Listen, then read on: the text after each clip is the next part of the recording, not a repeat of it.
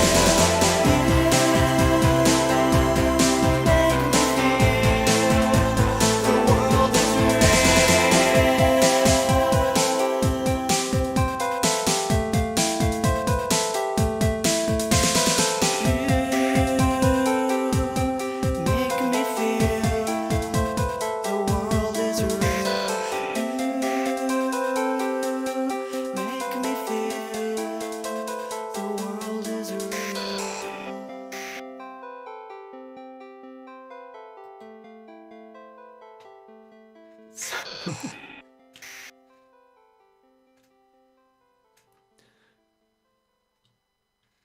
well, oops. So yeah, so I met Vince twice actually. The first time we didn't talk much at all.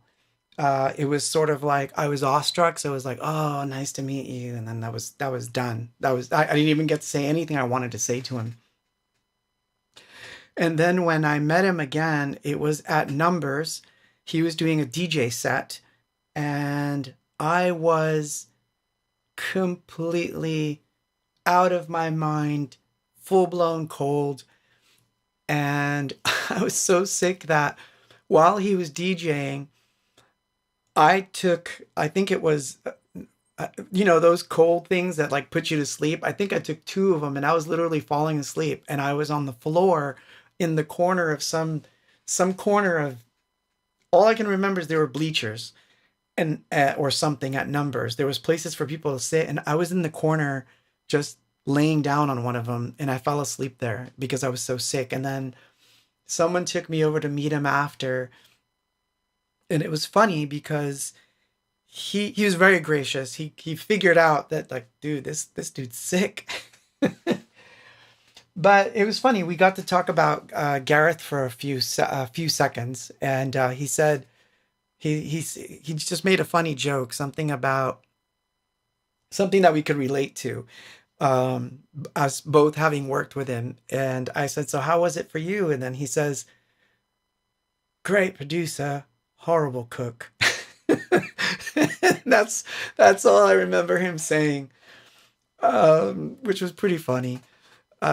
So that was cool, and it was a good experience for me. And it's one of those funny things. Eventually, someday, maybe I'll get to meet him on a different level. I think I may have even said something like we should do something, but um, I don't even know what that would look like.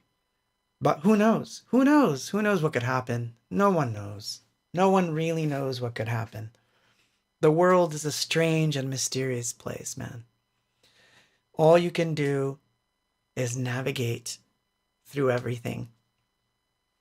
So, anyway, so I think we can drop the ageism topic. I think we've covered that way enough. Um, and what else? What else? What else was in here?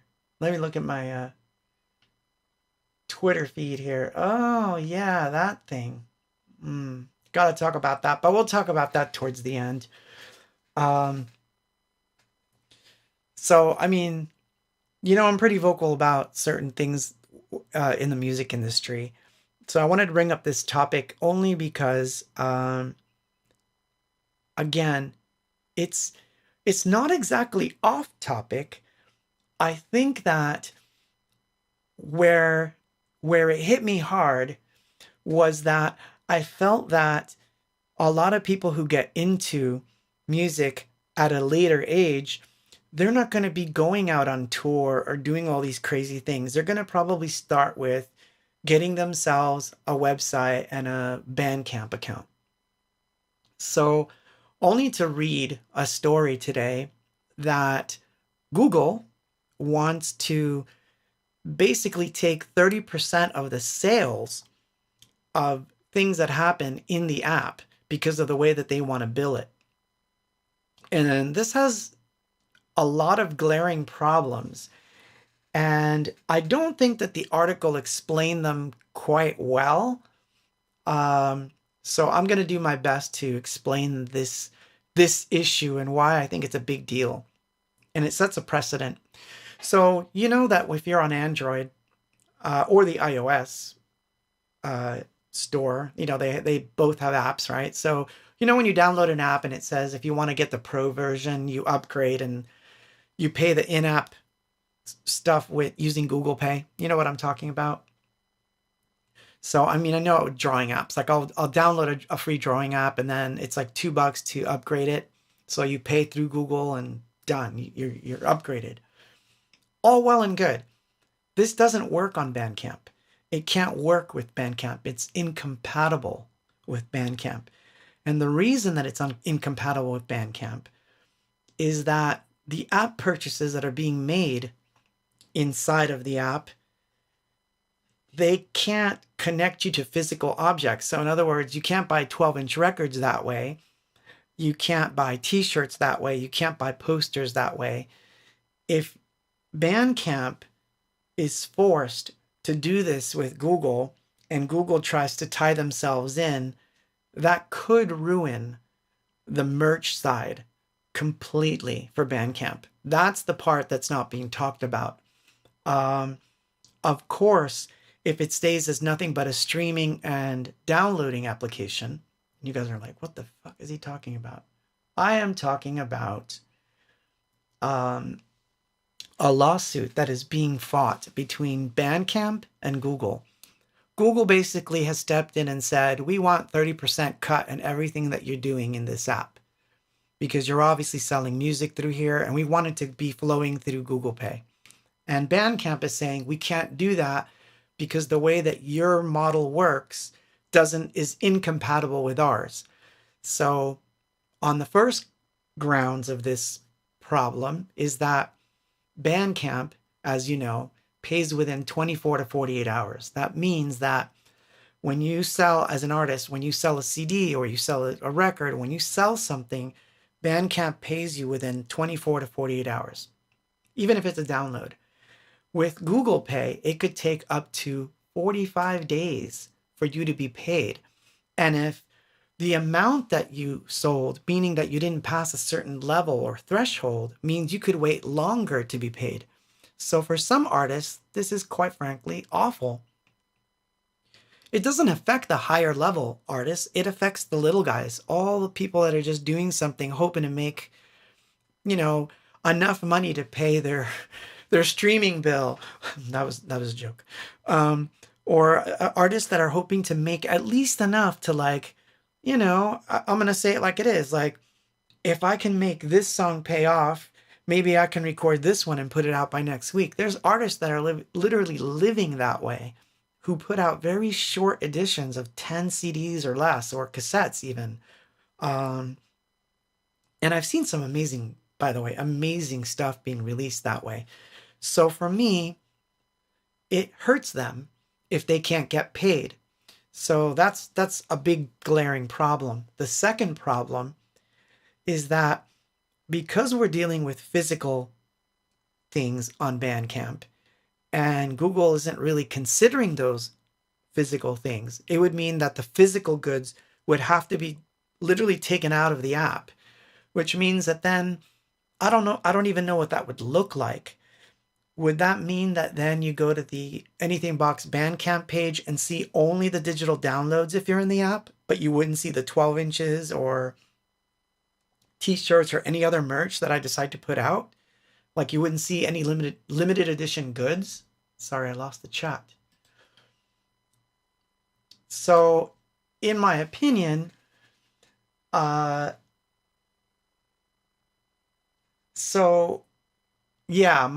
brings up an interesting point, or Maragui on Twitch. I think that at least for how suspicious we were of Epic Games acquiring Bandcamp, at least they were stepping up to protect it. I absolutely agree with you. I think that them stepping in was a good move because I know that what they had plans for was much bigger. It goes on a much bigger level.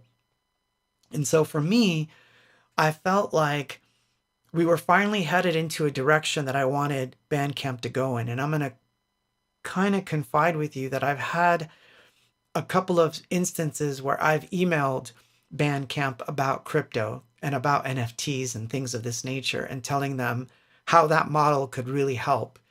So the acquisition by Epic Games, for me, was a move in that direction where certain things could happen on Bandcamp that would be amazing things to happen. And I feel that this, quite honestly, a dick move by Google. I feel that this sets us back. And again, tries to bring back this era of there are gatekeepers and you can only sell music if you're on this platform or that platform, or only if we decide that you need to be in this store. Isn't this what we fought against all along? Like, I mean, like a lot of people can't remember these days, but I remember when putting out a record literally meant you would have to sell it out of your car at shows because no record store was going to carry you without a record deal. So you couldn't even be independent. And we talked about this last week when I was talking about vinyl. And this goes back to that whole conversation. I dare you, go to Barnes and Noble, go to one of those places and try to find a Dead Stars 12-inch. You're not going to find it. Why? Because they don't deal with independent distributors.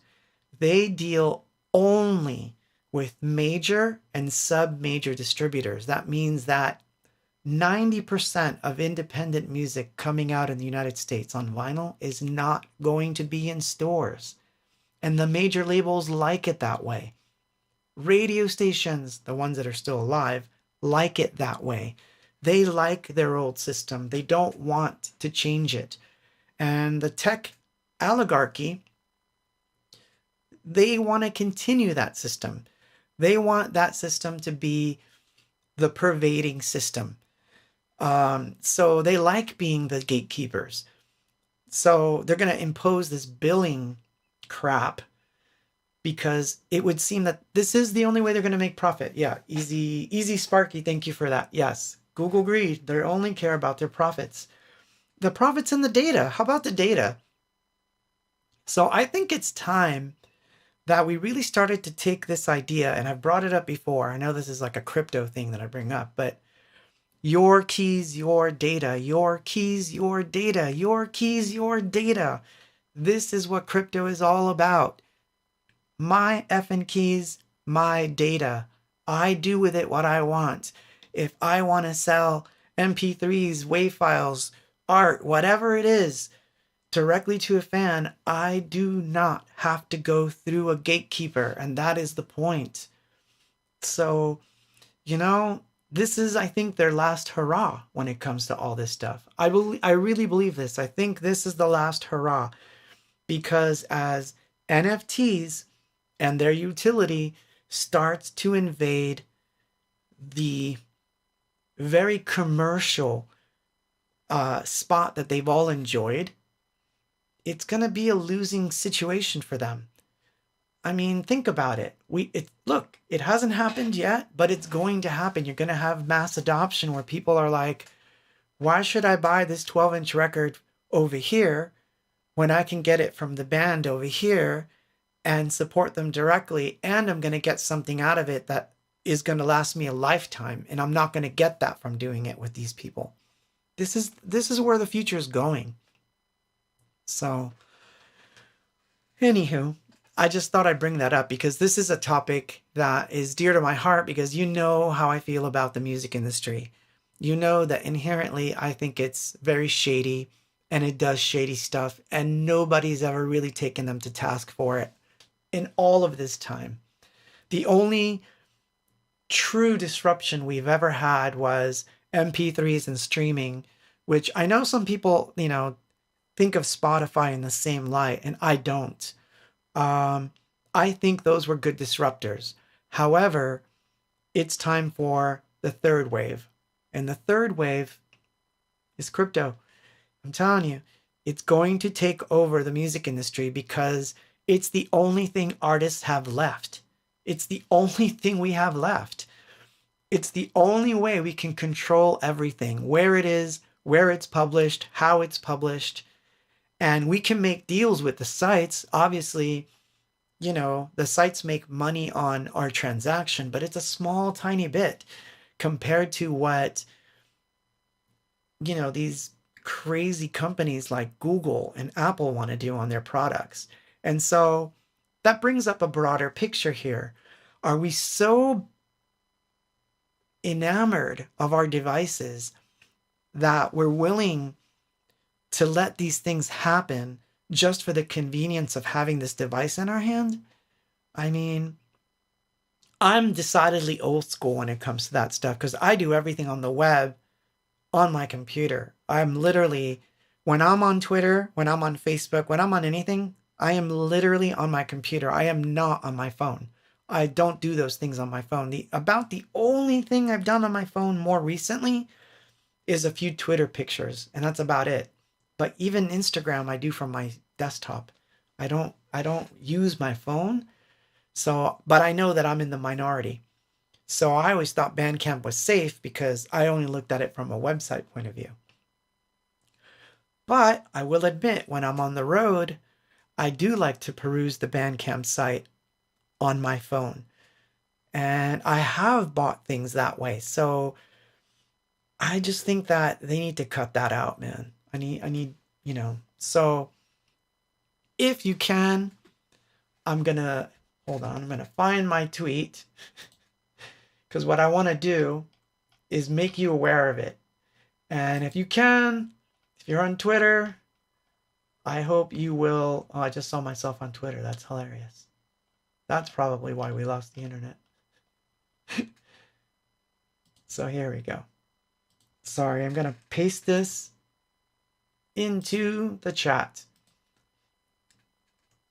If you want to do me a favor, go to that Twitter feed, retweet it, share the F out of it, because I think that story needs some traction. It affects a lot of artists, a lot of the smaller, upcoming people that are just starting out, that might have only 50 fans. It affects them directly, and it bugs me that these people aren't going to have a chance to start their quote music career at 50, let alone 20. So,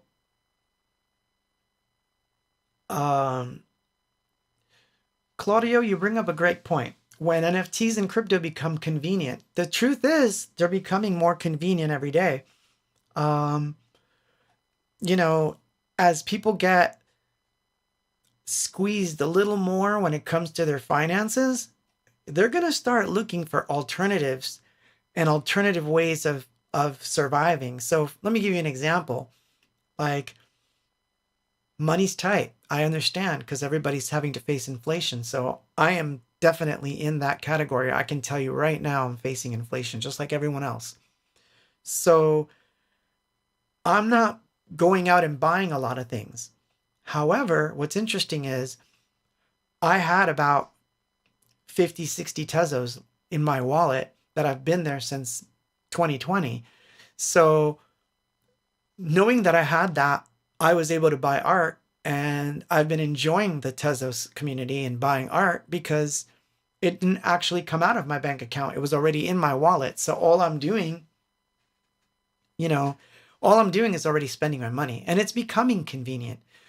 To give you an example, if you're on Coinbase, that's just one of the many different places, or FTX, the NFTs that they have, you can buy with your credit card. So you don't have to use crypto, but the actual pieces will be stored as crypto. So in that sense of the word, it is becoming convenient. And wallet, and yeah, thank you for that. I can never say this right. Send in my love. Oh man, what the heck? All I had to do is read it right. My dyslexic self read it right. Sending my love. Send me love. On YouTube says wallet addresses is all we should really need. And that's true. That's all we really need is wallet addresses. And then we can do whatever we want, because the reality is, when you really get this side of crypto, you're going to realize having wallet addresses is like having email.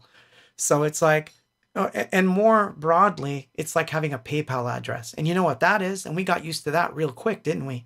I mean, how many things do you buy using PayPal versus your credit card nowadays?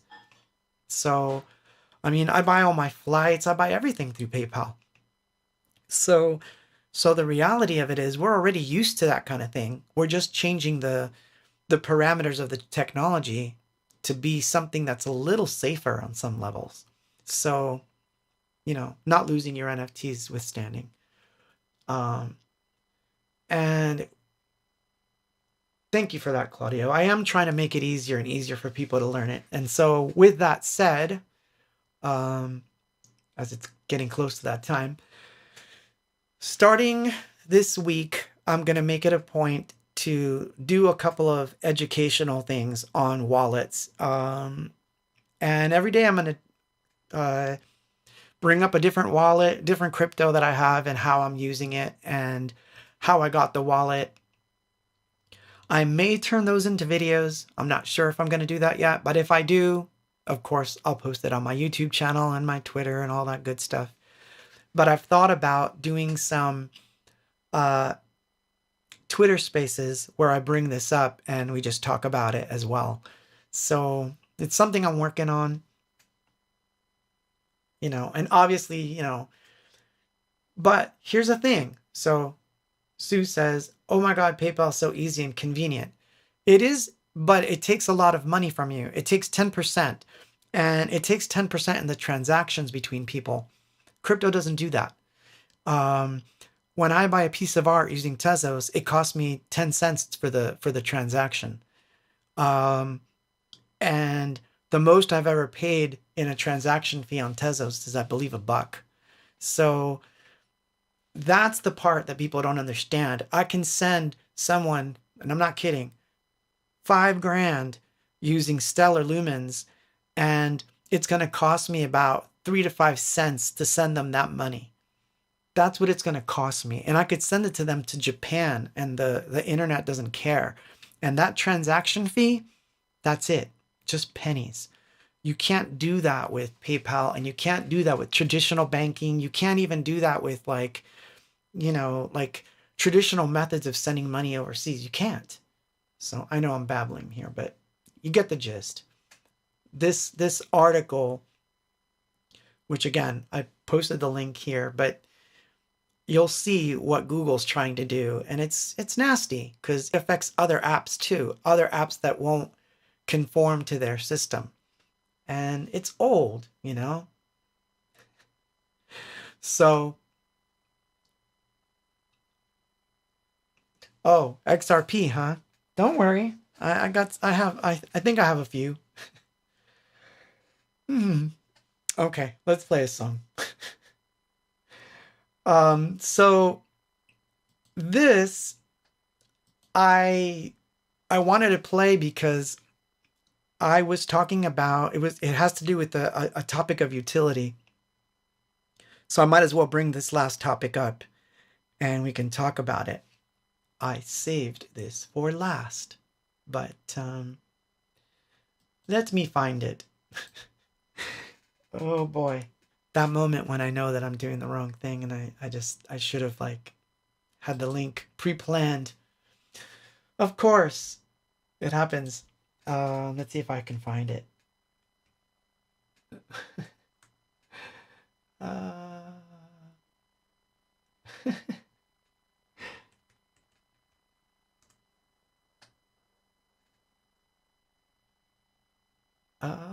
Boy. Am I not going to find it today? It was so important. Ooh, I found it. Okay. Yes, this is all live.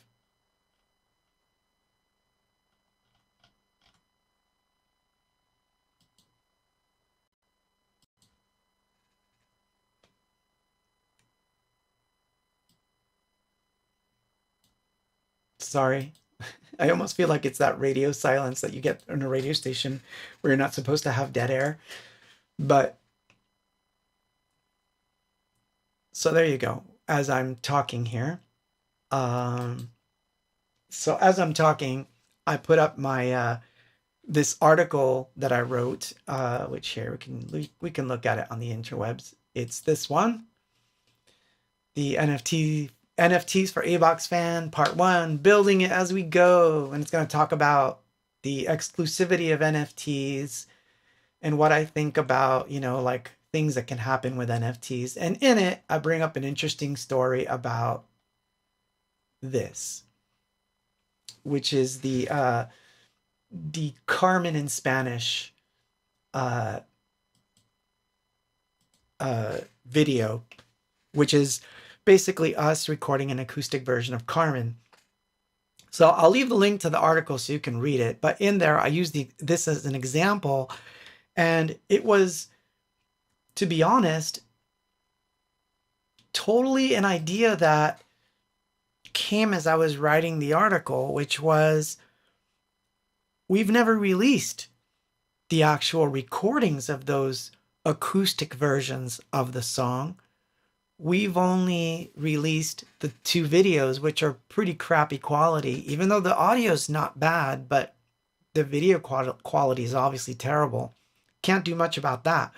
But, you know, in the article, I explain the utility of an NFT ticket and also what an NFT can do. And one of the things I talked about was what would happen if I had versions of a song that no one had except the person who has that NFT, and I drop it on them. So I would love for you guys to read that article. Just read it. It's an interesting take on what the utilities are of NFTs. We don't need to talk about it. Instead, on YouTube, instead of sending super chats, it would be cool to send you crypto directly, just saying, hey, that sounds good to me. In fact, I think I am going to do that soon. I should actually. I will. Starting next week, I will post some wallets on the chat so that you guys can see that, yeah, if you want to tip me in crypto, you can. I would love it. Especially Tezos. But yeah, you should read it. It's the first bit of journey. And I think that it's a first bit of a journey into the NFT space for anything box fans. And obviously, I have a vested interest for you guys to learn it. Not because I want to sell you stuff. It's not going to matter. I'm going to get into it no matter what. But I think you'll miss out on a lot of cool stuff in the long run. And in the long run, you're going to wind up getting into it because it's almost inevitable. I found out today that a friend of mine bought a ticket from Ticketmaster that came with NFTs already. So even the big boys like Ticketmaster and, you know, Live Nation are already doing that.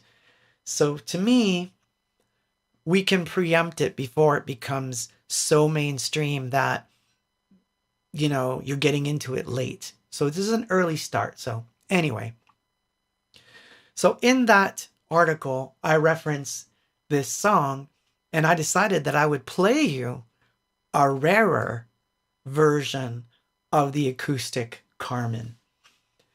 That is not the one that is exactly on the video. It's an edit because it was intended to be a release version in case we wanted to send it to somebody like a radio station and we wouldn't want to hear ourselves counting off, or you wouldn't want to hear us like, you know, doing the banter stuff. You just wanted the straight song.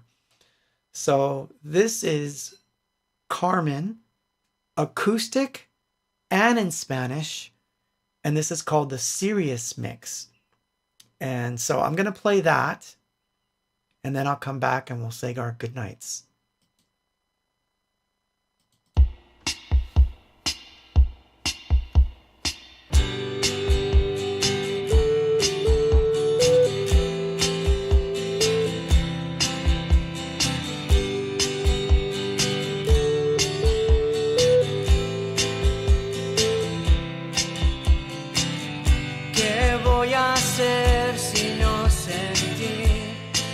Esas noches junto a ti, los recuerdos de mi gran amor. Carmen se fue, es difícil entender. He perdido fe en la realidad.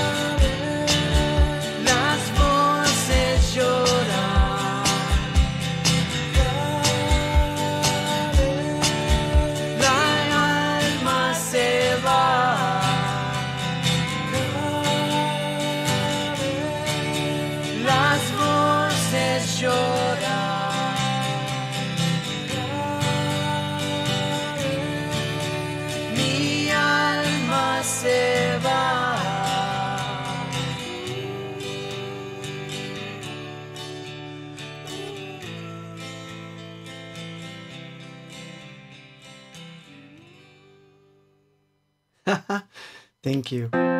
Whoops! Darn, they wants to keep playing that song. So I came back just to say goodnight. It can be a bit of a burnout, all the new stuff, and I know that it's been a rough week for all. So I wanted to end it on a bit of a higher note. So so I hope that that happened. But next week you can ask me about the instrument I destroyed right after we made that song and that video, because I destroyed an instrument. Two of them, actually. One I was able to recover and one I wasn't, darn it. But here's the song that I'm going to end it all with. We had some great discussions tonight. We talked about great discussions about death, ageism. Yes, all those things. But it was a good discussion, which, if you look at my mood when we started and where we're at, I hope it does the same thing for you, because that's how it makes me feel when I do these things and we get to talk about these issues together, and at least either give each other a hug for the way we're feeling, or at least, do the best we can navigating this crazy world of ours. So I'm going to end it off with a song from Recovered. And this song has an ode to Depeche Mode built into it. So this is wishing,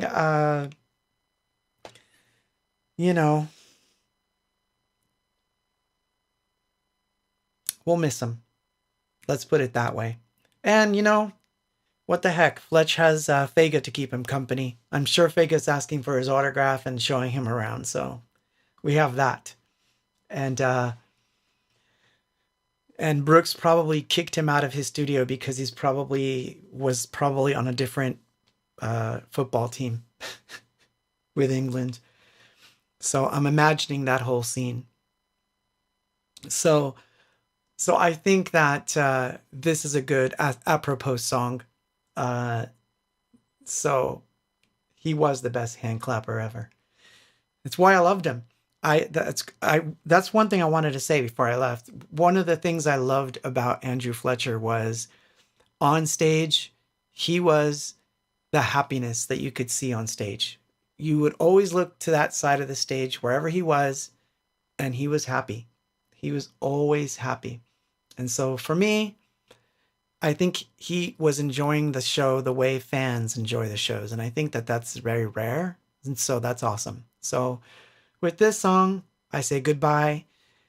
And goodbye it is until next week. Thank you for being here.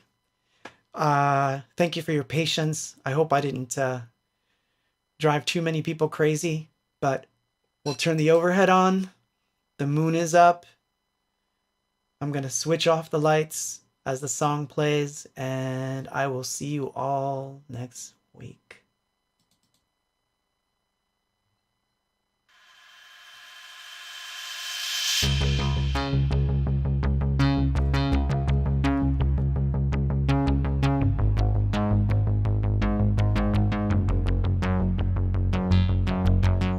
I heard you're leaving. Tonight is the last time I'll see your face again.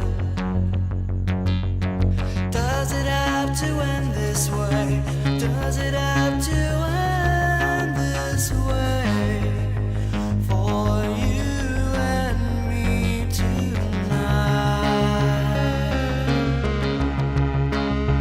Is there someone you must see, or am I blind?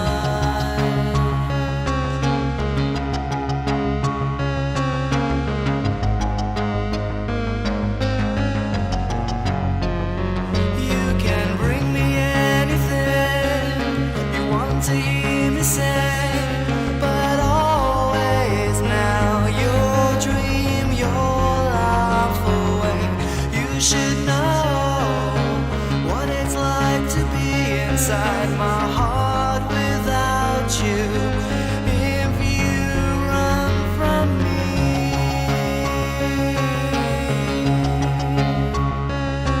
I've heard this once before in my dreams. I've heard this once before in my dreams. I've heard this once before.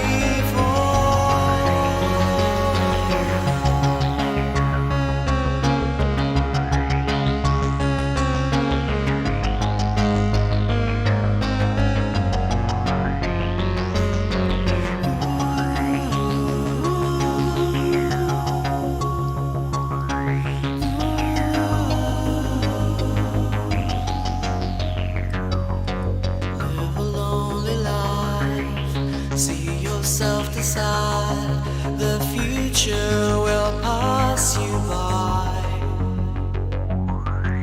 You don't have to smile as you walk away. The train is waiting for you in the rain. Oh, the train will wait for you in the rain.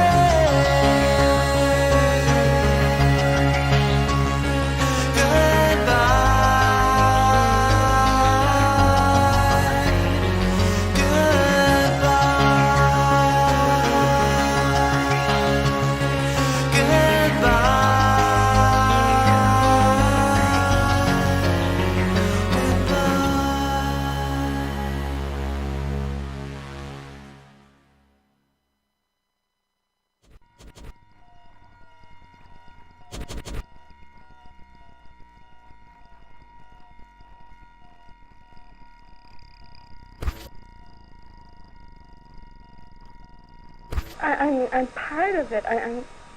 Can't you see it?